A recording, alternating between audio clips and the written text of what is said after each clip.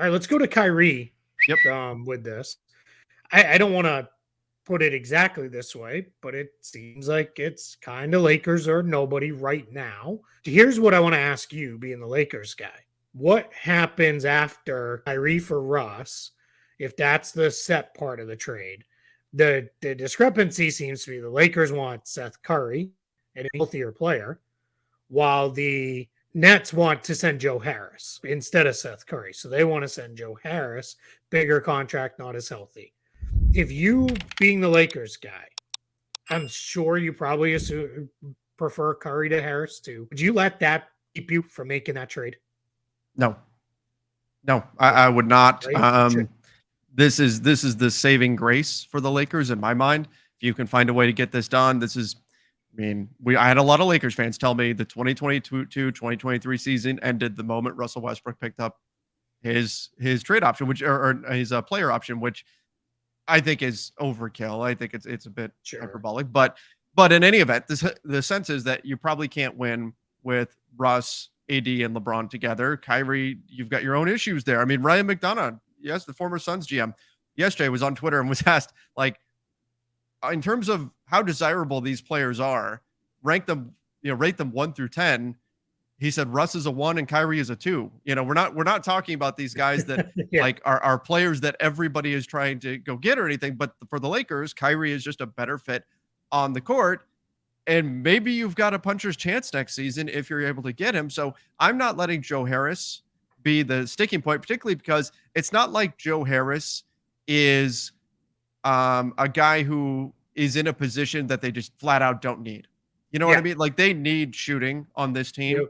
It's not like Joe Harris is a guy that would come in and you just go, oh, there's no utility here for him. We have no need for the guy who does it. It's not like you've got 3 point guards already on your team and he'd be a 4th point guard or something. No, he provides a skill set that you need. So I'm not letting that kill the deal for me if I'm the Lakers. Now, again, it's not my money to spend. And Joe Harris makes significantly more. And then when you get to the luxury tax, it only amplifies that.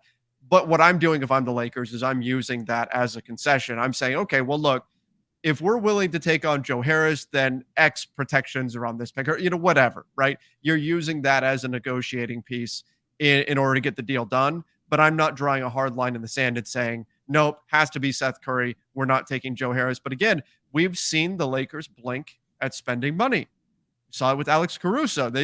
He offered to take less and they said, no, thank you. We don't want to spend that kind of money.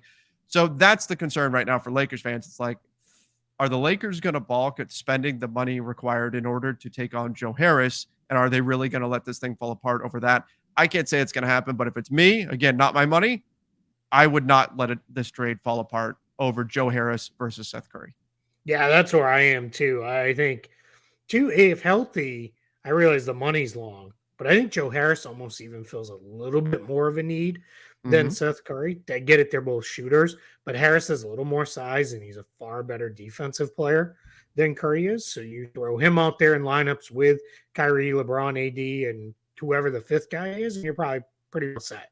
I think that's probably your closing group. So yeah, I get it. Like I understand the idea of, is he healthy? And maybe that's something that hasn't been fully put out there. Maybe he's not going to be ready to go. Maybe there are lingering problems with that ankle, but yeah, it's tricky.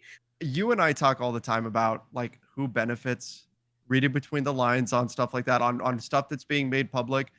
This Kyrie situation, obviously I'm in the thick of it, but it has been like a case study in negotiating through the media. Like you've got one person says, oh, no other team wants Kyrie. So clearly, the Lakers have the leverage. And then you've got Woj comes out late last night and is saying like, oh, the Lakers have yet to put forth an aggressive offer and all that. Like where do you think that's coming from? Where do you think the other stuff's coming from? Right. Like we've seen a lot of that going back and forth here. Just understand it's all part of the process these days. It's just the way it goes. Yeah, it's exactly it. It's just the game that is played.